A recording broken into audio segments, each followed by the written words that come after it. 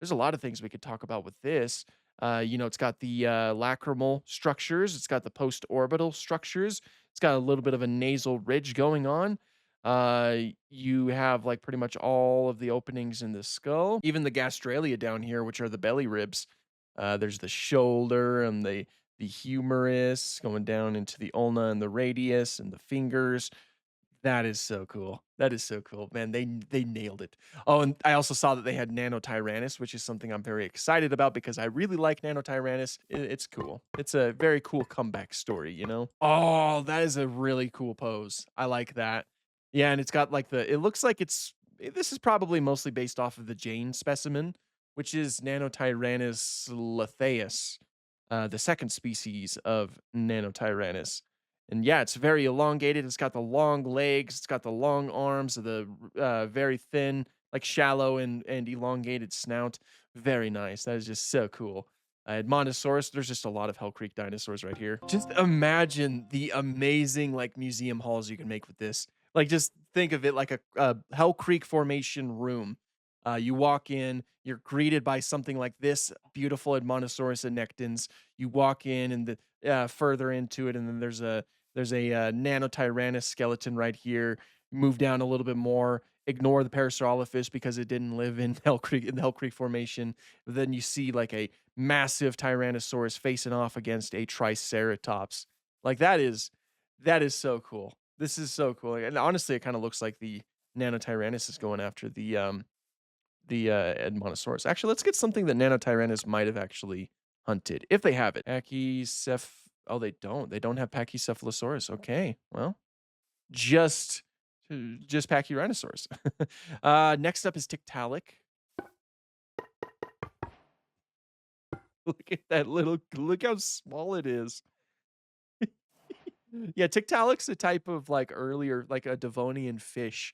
I'm sure most of you already know, but it's a type of Devonian fish that had some traits that were a bit more suited for like crawling into mud and things like that. So it was kind of on its way to becoming a little bit more terrestrial, and its ancestors down the line might become more and more terrestrial. So it's what's known as a transitional fossil, where it's like it has traits from both like terrestrial animals and aquatic animals, and the fact that it still has like some fishy traits. So it's a very important fossil overall. We also have Jacopil, which is a little little that is so tiny. It's a little thyreophorian that kind of looks like a mix between an Ankylosaurus and a Tyrannosaurus. Look at that little heartbreaker right there. We got to get a better look at you. Look, that looks really good. It even has the osteoderms and everything. That is solid. That is a solid reconstruction. These have all just been fantastic overall. Like I am thoroughly impressed with everything that we have seen thus far. All right, next row, we have these handsome looking fellows right here. Let's next up is Australopithecus africanus. I thought that would be pretty interesting to see, so we'll check it out. Oh, nice. See, again, there's like a lot of really cool exhibits that you can make from these sorts of things. Thylacoleo, that really piqued my interest right there. A type of marsupial from Pleistocene Australia. Look at the little dude. It's sometimes called the marsupial lion, which is it's a nickname mostly because it's not really too correct. It's not a lion. It's not a cat at all. Again, it is a marsupial. But it kind of has like cat-like features, hence why it got that name. Look at that. They even got like the dentition. It's got weird looking like molars that are all like that were perfect for slicing things up, and then these really pronounced incisors. You can see pretty much all of that here. And the strange looking claws. They're obviously kind of similar to like koala claws. I like how it's in a little bit of an action pose. That is very nice. Yeah, I'm really liking this. This is like really cool mod. Next up is a Neurognathus. Bloop bloop bloop bloop bloop. It's in a flying position. Look at it. I actually have some replicas of a Neurognathus, like replica skeletons, and this is precisely this is precisely what it looks like. I think I placed down an extra fossil, but I don't know where it went. But yeah, this is pretty much exactly what it looked like. Um, Very small, kind of bat-like, kind of frog-like in a way as well, with these very strange looking feet. You could have like a ton of these just like hanging from your ceiling in a museum. That would be, I think that'd be a nice way to include them. Pachyrhinosaurus canadaensis. Pachyrhinosaurus is an amazing ceratopsian. That is really nice. They got everything down basically. Proportions look really good. The frill shape looks fantastic. It have, of course, they have the boss. The boss looks fantastic as well. That rostral, it's just great. It's so good. This is a good way to kinda compare different animals too, because as far as I could tell, I think for the most part, these sizes are decently accurate. If I were to make an assumption, I'd say that most everything was, like, intended to be as accurate as possible, and I do understand that the Minecraft player is pretty tall, like, what, 6'6" or something like that, but from what I could tell, I think that these are pretty close to being, accurate sizes and all in all accurate reconstructions. They even put like scleral rings in the eye of T-Rex. I don't know why I didn't notice that beforehand, but it's like those bones in the eye. Uh Something that a lot of reptiles do indeed have. Oh yeah, you have scleral rings. Do all of them? Oh, I think they all have scleral rings. I like how they made them squares instead of circles. That's fun. So next up we have Inostransavia, which is an amazing Gorgonopsian. Oh. Looks like it has a very interesting pose. I assume that they want like the way you can possibly do with that is you can have it like standing by itself, or maybe you can have it attacking a Scutosaurus, because that's like one of the most famous art pieces of Inostransavia portray it attacking a Scutosaurus. And Scutosaurus is in this. I think I have it in the chest. So we might test that out when we get to that. Hello, future Dino guy here. So I finished up that video and I realized that I never actually compared the Scutosaurus to the Inostransavia, so I decided to do it right now. Okay, that's the Inostransavia. Let's see the Scutosaurus.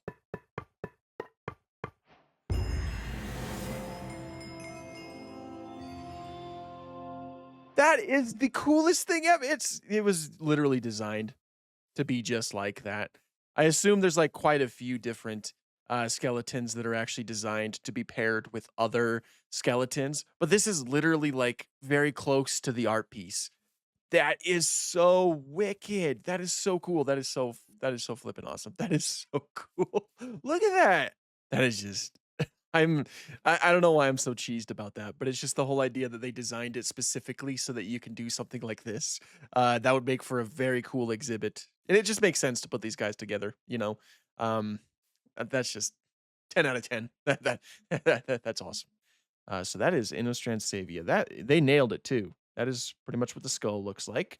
It is a synapsid. As you can tell, there's a single hole right behind the orbit. This is its orbit. The orbit is basically the eye hole, the eye opening, and synapsids are identified by having one right behind that. Like that's one of the ways to identify them. Whereas like dinosaurs, for example, dinosaurs are diapsids. You can very see it quite well with T Rex.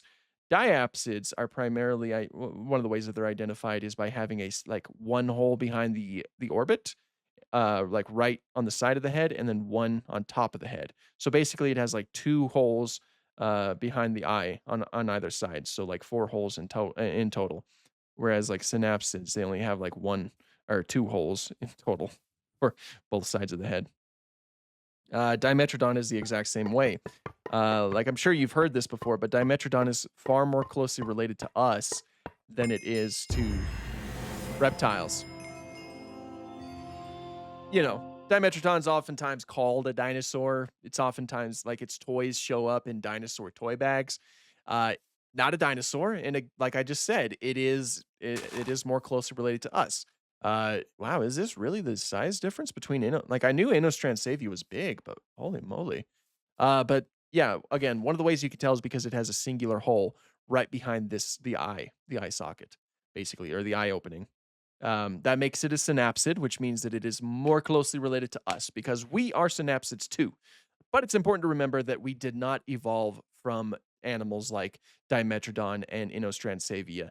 They are simply just like the group that saw the rise of, like, they're a part of the group that saw the rise of mammals, but they're not true mammals themselves. And a Dimetrodon did not lay an egg one day that hatched a, a mouse or something like that. Um, Looks very good though. I'm not really talking about the Dimetrodon too much. Skull shape looks pretty much spot on. It's got like the little notch in the jaw. It's got like a decently elongated body, semi-sprawled stance, and of course the tall neural spines that gave it a sail. Very beautiful. Very, very awesome. Lissovicia is also in the same boat. It is a synapsid, but a big one. This guy lived in the Triassic period, like the late Triassic period. It is an enormous Dicynodont. Like, just look at it. That is like huge. Again, not a dinosaur, but a synapsid. Again, a part of the group that gave the rise to mammals, but it's not a true mammal itself.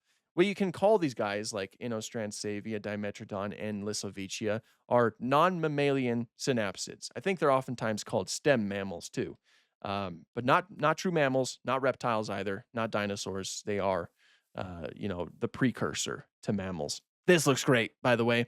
They got like that hook right there. The whole head shape looks fantastic. It's very robust, very solid. It looks beautiful. I love Lissovicia, easily one of the coolest animals in the fossil record. Okay, so finally from that row we have Ichthyovenator, which is I'm pretty excited to see how this turns out. Look at that! Actually, do they have Irritator in this? I haven't looked. Let me check. I would like to see Irritator alongside this. Oh, they do. I can't believe I didn't mention notice that beforehand. But yeah, this is Ichthyovenator, one of the smaller Spinosaurids, but as you can see, still decently large. If these sizes are made to be a bit more accurate. They do have tall neural spines, much like Spinosaurus, but obviously they were not as pronounced, although I think we only have like a small portion of them. Irritator was smaller than Ichthyovenator. Let's see if that was captured here. It looks like it. Yeah, yeah, it looks like yeah. Yeah. Irritator is one of the smaller, Spinosaurids that we found. That looks really good too. Now, Irritator's skull is incomplete. We only have about what, like that much? Like the snout ends right there. That's what we have. So the rest of this would be speculation. We know that Irritator had a crest, which they represented right here. And the rest of this, like all of this right here, that's like we have all of that. We don't have much of the postcranial, which is like the rest of the skeleton. So that is all like up to artist interpretation. They gave it tall neural spines, which is fair because a lot of Spinosaurids have that. It's very nice, and the huge arms too. Spinosaurids quite commonly have huge arms, but there's still so much mystery surrounding Spinosauridae. I really hope that we can learn more as time goes on. Look at all these skeletons. This is so cool. This is how Minecraft is intended to be played. Nobody can tell me otherwise. You should always have a dinosaur mod of some way, like some type of dinosaur mod that whether it be like fossils and archaeology, whether it be this one, whether it be dinosaur era add-on, you just need to have like dinosaurs in Minecraft. That is just the law. What is this? Brachytrachelopan. Ah, this guy is what is known as a dicraeosaurid. Dicraeosaurids are famous for being sauropods, but small sauropods. Still big, as you can see, compared to me. Big compared to me, small compared to the largest of the sauropods. And Brachytrachelopan is like funny to me and one of my favorites because of this neck. Look how short that is. That is a short neck, especially for sauropod standards. But it still has a long tail. It's so weird in the fact that it evolved traits like that. What am I doing? It's so unique in that fact because again, sauropods are known for being both huge and having significantly long necks. But Brachytrachelopan decided to be a little bit more adapted for going after like lower to the ground vegetation, and so as a result, it has a reduced neck, and of course, it was smaller in general.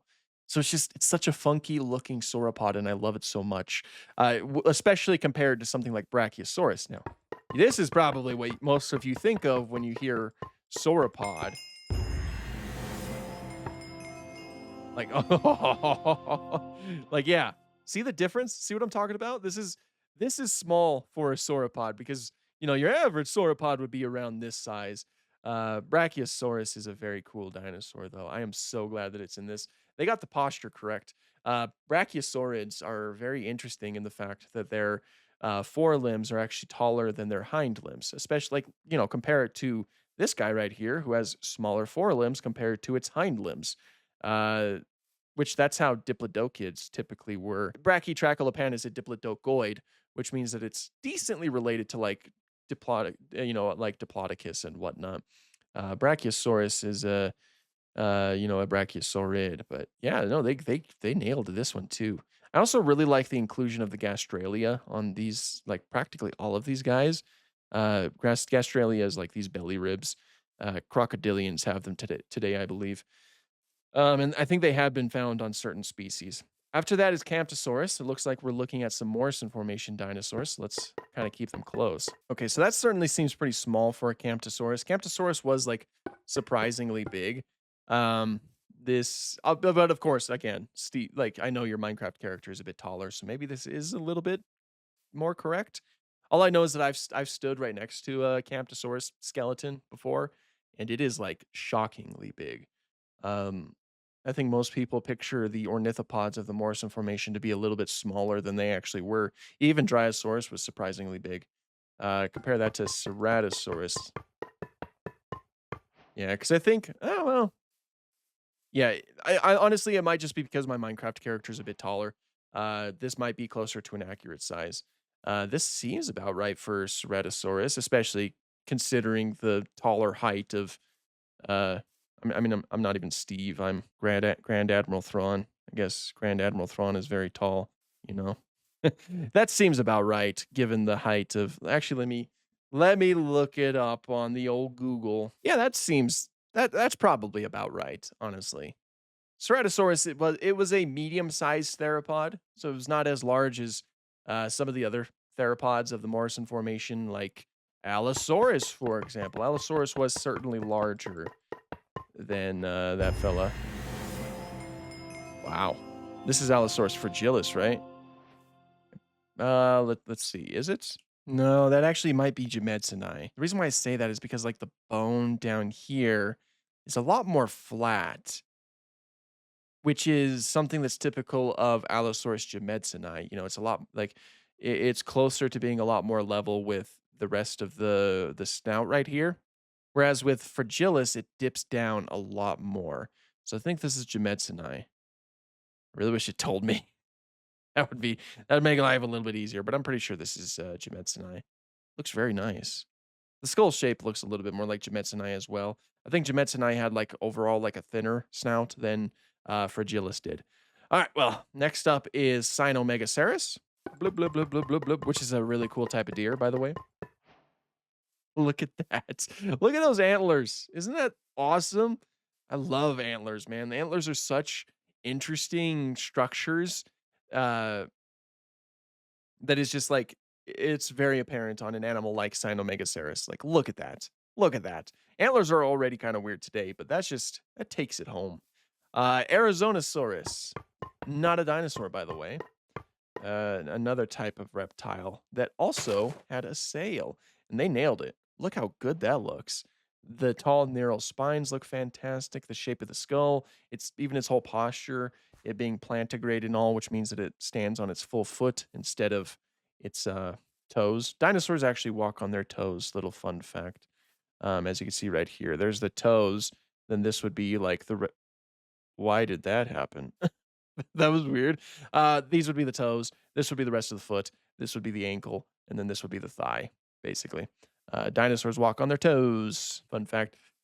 Um, like, yeah, take for example right here. These guys, they don't walk on their toes. They walk on their full foot. Then you have the ankles right there, and then the thigh. All right. Baryonyx, another Spinosaurid. We might as well keep the Spinosaurids close to each other. One of the most important Spinosaurids. Um, oh, that looks great. I really like the way that looks. The snout shape looks fantastic. It's very shallow, very thin, very narrow. And the rest of it looks pretty good too. They also have tall, narrow spines, not as large as some others, like Spinosaurus, of course. But yeah, that looks good. That looks fantastic. Does it have the heavy claw? Yeah, it has the heavy claw. One of those claws is certainly heavier than the other ones. And then Suchomimus. Look at that. Yeah, that they certainly captured the size of Suchomimus compared to Baryonyx quite well. And the tall, narrow spines that Suchomimus had. And the huge arms that Suchomimus had. And the thin snout. Like, yeah, Suchomimus is also quite known to have a very, very thin snout. Very similar to that. Oh, jeez, these are really fantastic. Like, I'm really loving this mod, and I think I seriously would like to play more of it in the near future because this is a ton of fun. Okay, so Leviathan. Leviathan is a giant whale. Oh my gosh. Oh my gosh. Holy cow. That is huge. That is amazing. That is awesome. Yeah, you'll notice that it has like it's very open right here because it had like a melon that was up here. That is so cool. Look how they did the flippers too. You can also like whales are cool in the fact a lot of marine animals are cool in the fact that you look at their hands or their flippers and you see all of the same bones that you find in a human hand. Those are homologous structures. That is so cool. This is a Panthera tigris. Now, quick, what is a Panthera tigris? That's right, a tiger. Um, that's of course, the generic and specific name for the tiger. And this is a fossil of that. I just wanted to see how it looks. Oh, is it jumping? What is it doing? Oh yeah, it's jumping. It is jumping. It looked like this was back. It still kind of looks like that's backwards. That's odd, but that looks really cool. Yeah, it looks like a tiger skeleton. That's for sure. That is awesome. Stegosaurus. Take a look at. We'll put you right next to the Allosaurus. Oh, nice. Yeah, that looks really good too. The tail dips down where the Thagomizer is, which is correct. It also has like the armor that it like Stegosaurus. If you didn't know this, Stegosaurus actually has basically armor at the bottom of its throat.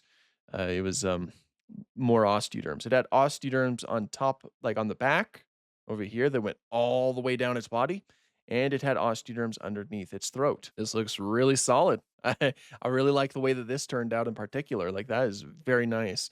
And also, like you notice how these plates are floating above the skeleton. They're not attached at all.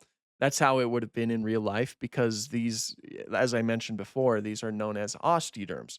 Osteoderms are basically just bones that grow in the skin. They don't attach to the skeleton. They grow independently of the skeleton inside the skin. It looks great. I love it. A Margosaurus is another dicraeosaurid, so it's a relatively small sauropod. Very similar to I mean, these guys belong to the same family, so of course they're pretty similar in that way. But Margosaurus, obviously, it has a bit of a longer neck than Brachytrachelopan, and it has these tall neural spines that would have formed like a double sail. Like they would have been covered in soft tissue, so it would have been like a sail on this side and a sail on this side, and then maybe you would have like a little bit more of a hump back here. It looks really solid here too, and you also have like the diplodocoid style head with those high raised nostrils. It's very nice. Spicomelus next up, which is like recently popular dinosaur because of the like I believe the re-examination of the fossils. We found out that it was a very spiky dinosaur. Look at those spikes. Look at those spikes. This collection of spikes back here is speculative.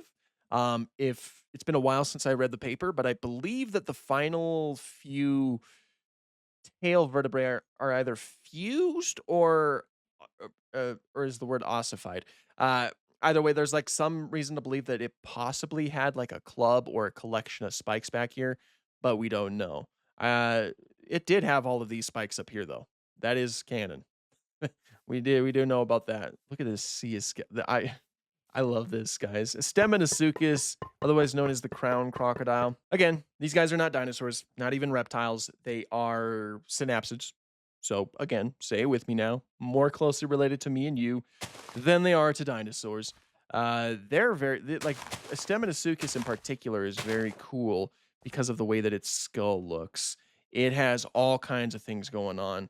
Like you have basically these antler-like structures on top of the head, and then of course I believe these are just the jugal bones that go out like extend out laterally from the skull. It also has like some really gnarly looking teeth. It's such a sick animal, and they again they nailed its appearance right here. Yeah, look at that. Look at the shape of that skull. That's that's canon, guys. That is canon. Lyopleurodon, very magical, am I right? Stupid dooba dooba dooba dooba dooba dooba dooba dooba dooba dooba dooba dooba doo. What? That's not 25 meters in length.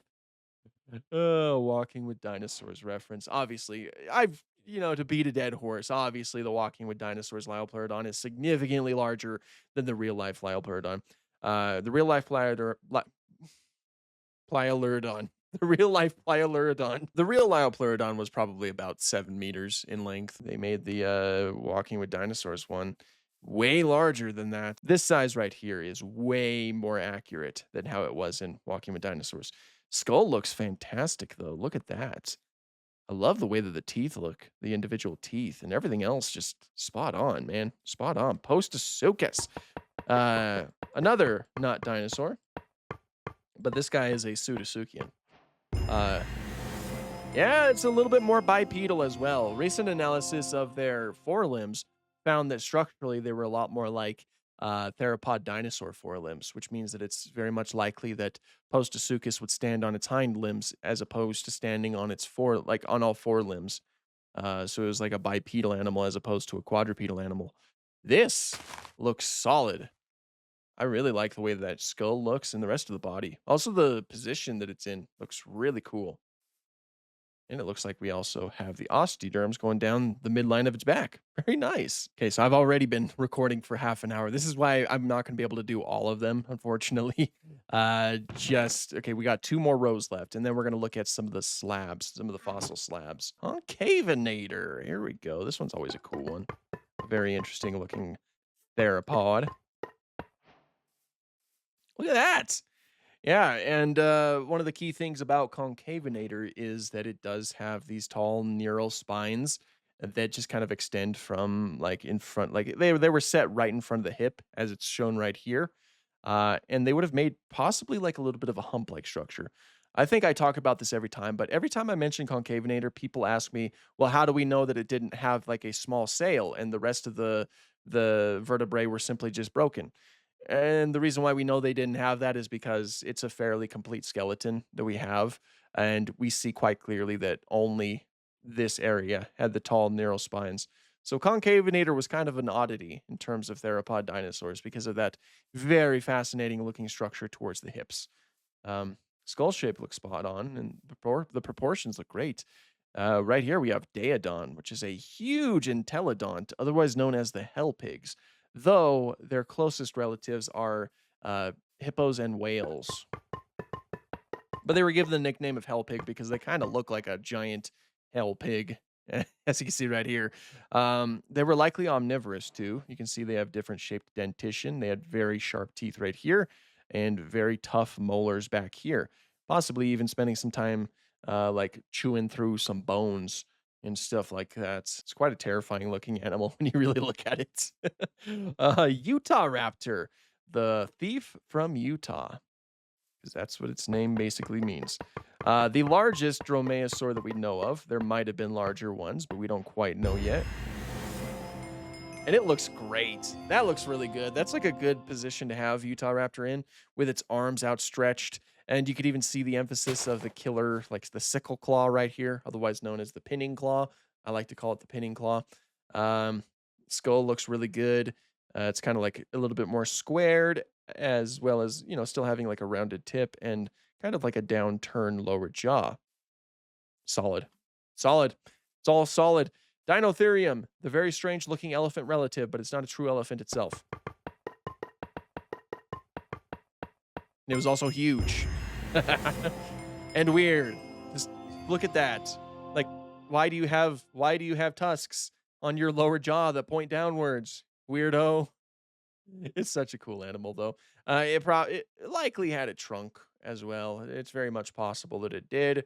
As you can see, the nares up here is very open. so a trunk might have been present.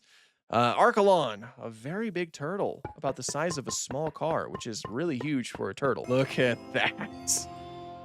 See, you could have that like hanging from a ceiling. Typically, they'll have fossils like this hanging from ceilings. It makes a lot of sense because it makes it look like they're swimming. It looks really good. I really, really love the way that it turned out. Like this looks again. I keep repeating the same things, but it's all very much true. These are very spot on to uh, most like fossil displays that you see of these animals. Like they look fantastic. We're looking at moss chops next. Also, not a dinosaur. Yeah, they nailed that. Look at that look at that head. They had a very thick dome that they might have used to, like, kinda push into each other, for different social reasons, and the posture looks really good as well. Australovenator, Megaraptorin from Australia. Oops. Australovenator actually has, like, one of the more complete hands of any Megaraptor, and yeah, this is practically what they look like. Very good. I wanted to look at the Muttaburrasaurus because of the recent paper that came out. Yeah, the old Muttaburrasaurus reconstruction. Yeah, so I've made a couple of videos about it now. I'm sure many of you are tired of hearing about it. But we basically found out that Muttaburrasaurus's snout was a little bit longer than how it's shown right here. Instead, it extends out to maybe like about right here, and then the nostrils would be right here instead of right here. So that bump on its snout is like a different structure from its nose. So it's an even weirder dinosaur. Skeleton looks great though. It looks just like some of the skeletons that are on display in Australia. Looks awesome. Mastodontosaurus. I'm really hyped to see this one. This is one of the largest amphibians to ever exist, as you can already see. That is huge. Like, look at that. Significantly larger than a Japanese salamander. I'll tell you that for free. Is so cool. I've gained a huge liking of Mastodonsaurus because it seems to be showing up in a few more things. So I'm like, I don't know, I really like it. It's such a fascinating animal. Just the whole idea that there was an amphibian that was this large is insane to think about. Looks so good. These all look so good, and running through them, wow, look at Nanotyrannus compared to Utah Raptor. Insane. All right, final row, ladies and gentlemen. First up, Ouranosaurus. There we go. Another sailed dinosaur. Pretty similar to something like Spinosaurus. They got practically everything correct here by the looks of it, from what we know, obviously. All of these combined neural spines above the hips, the tall neural spines that go up here and all the way down there. The elongated duck-like bill, solid, just solid. Deinonychus, dromaeosaur, one of the most important dinosaurs for our understanding of dinosaurs in the modern day. John Ostrom noted when he found uh, Deinonychus that it seemed to have traits that were a little bit more in line for an animal that was active, as in a little bit more warm-blooded as opposed to cold-blooded. And obviously there were whispers of that in the past, but it was never truly accepted. Deinonychus kind of helped kick off what is known as the dinosaur renaissance that helped us recontextualize how we viewed dinosaurs. Gone were the days of like the slow-moving, lumbering, dumb dinosaurs, and then they were being replaced by the days of seeing dinosaurs as a bit more active and intelligent animals that were actually thriving. And again, there were some moments throughout Earth's history where that was happening, but it didn't really take hold significantly until the dinosaur renaissance. And one of the most important dinosaurs for that was Deinonychus. Dilophosaurus, not nearly as small as it was in Jurassic Park, as we all probably know by now. Looks really good. That looks that looks really solid. Yeah, it's got the length down. It seems to have pretty much the height down, I think. Looks really good. These all just look so good. Regaloceratops. These guys have a really cool looking frill. See, look at that. Hence why I got its name, Royal Horned Face. Oh, that looks so cool. And they really, the proportions and everything just looks it just looks good. Everything just looks good. Dismatosuchus. Now, this guy might look like it's an ankylosaur, but it's not. It's a pseudotsuchian that lived in the Triassic period, uh, which means it's closer to crocodiles than to dinosaurs. Little fun fact, and they just look cool. Yeah, they're covered in osteoderms. They got like some shoulder spikes. They got weird looking skulls. I love them with my heart. Trypanosaurus is a weird one. Look at that. It might have had a prehensile tail, so it might have used its because it had like a claw or a hook at the end of its tail that it might have used to like wrap around branches of trees while it climbs around. It also seems to have like very sturdy forelimbs that helped out with that. It's a weird little animal. Weird little animal. Protoceratops. Bloop, bloop, bloop, bloop, bloop, bloop, bloop, bloop, bloop. Nice. Yeah, they captured everything about Protoceratops, even the weird looking tail that it had. Skull looks solid.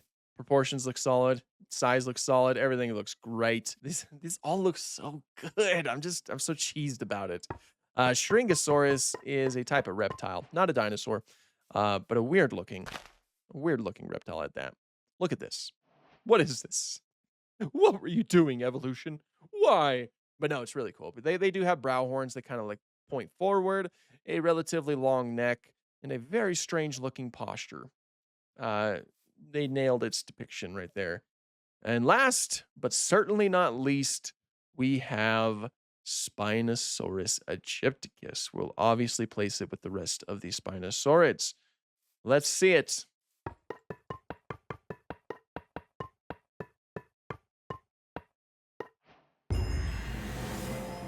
Oh, that looks awesome. Check that out. Yeah, and it's up to date too with our current understanding of Spinosaurus. Now, it'd be cool if sometime in the future we could get like a Mirabilis variant. That would be sick. But yeah, no, you got like the reduced. Obviously this part is controversial with many scientists, but the tail looks solid. You got like these tall neural spines, the long chevrons over here, these tall neural spines, the very long S-shaped neck. The skull looks solid. That looks good, and I like its position too. Look how big it is compared to the other Spinosaurs. So you need to like build a museum room with just Spinosaurs. I think over the course of this video, I think I've just slowly convinced myself to make a series where the whole goal of the series is simply to just build a museum and just make it the best museum to ever museum, if that makes sense. That's what I want to do now. Now, before we leave, before we end the video, I still want to look at some fossil slabs. There's all kinds of things that I'm sure we can look at here. We'll grab some of that. I'll probably grab things at random. Of course, I'd like to see what they have. A lot of these names I'm sure I can't pronounce because, sometimes it takes me a while to get used to pronouncing a certain name. But slab fossils are always really cool. They offer a really good glimpse at certain types of animals or plants that went extinct. Let's see them. Oh, well, that looks cool. Yeah, it looks like a fossil, that's for sure. Oh, look at that. Wait, can I like let's say if I like stood right here, can I? Oh, wait, can I let me check real quick. I'm gonna check something. Could I assume I could. I don't know why I wouldn't be able to. Yeah, that's what I thought. That is so awesome. That is awesome. See, just imagine the things you could do. Imagine combining this mod with like the fossils and archaeology mod. I might actually do that. Although I don't know if I can. Is it, different versions maybe. Look how small that little dude is. That is a Dunyu fossil. A Slimonia fossil. Look at that little dude. They're so detailed too. And like if I like squint my eyes and I'm like looking at them, I would convince myself that they're actually pictures of the fossils. Oh, that's on a little stand. Okay, so I can like make this and then we can look at that. Oh, that is so cool. Got a slap there. That was a Guyu fossil. This is a Ager fossil. That looks so good. Clado Selache. Oh, that is huge. And then a Xenaspis. Oh, this is This is awesome. This is awesome. This is an awesome mod. I love this mod. Again, the uh, link to download the mod is in the description. I highly recommend checking it out. I really do. This is a really cool mod that is like again, like I'm looking through here and there's still a lot of creatures that can very much be looked at. Like look, there's a fallow deer right there. Uh oh, we got Eushiosaurus, Xenobazar, Megacephalus, all kinds of very interesting animals that you could take a look at. Ooh, I want to see Centrosaurus real quick. Uh, wait, is there? Hold on. I'm gonna do Centrosaurus and then Plateosaurus, and then we'll end the episode before I get too sidetracked. But I'd like to see these guys. I really like the way that, like these animals. Hold on. Is Ionosaurus one? Oh, that looks so cool. Is Ionosaurus a fossil? Ionosaurus is a fossil. Okay, let's see it. These are both centrosaurine dinosaurs. They kind of have like curved nasal horns, but obviously Ionosaurus is a bit more prominent. Look at that! They look so cool. Plateosaurus, my favorite basal sauropodomorph. Let's see you. Oh, I really like its pose. That is a really cool dynamic pose. I especially love how pronounced those arms are. It's just so cool. It's just so cool. I really should end the video, but I'm gonna look through one more time just to see, just to make sure there's nothing else that I want to check out. Honestly, I could probably check out a lot of this stuff. Did I just see Eustreptospondylus? I think I did. I think I saw Eustreptospondylus. Oh, I did. There's Eustreptospondylus. We're gonna see Eustreptos. Oh, is Torvosaurus? I think Torvosaurus is. Torvosaurus is. That's right. We're gonna look at these two, and then I know you guys are probably getting annoyed with me, but we're gonna look at these two and then end the video. These just two more megalosaurs to call it good. That looks amazing. The elongated, blocky snout, its overall size. Is there like multiple species of Allosaurus? No, just the one. Okay. And then Eustreptospondylus, another megalosaurid. Look at the difference between them. That is so insane. But yeah, these are all the skeletons we looked at. A lot of things, all things considered. There's just again, that's only a portion of all of the available fossils that you can actually have in your world. Go and check this out for yourself. I recommend it. And if you guys would like me to see it, like me to do a series, be sure to let me know in the comments or like the video or something like that. I don't know. But yeah, thank you all so much for watching and have an awesome day.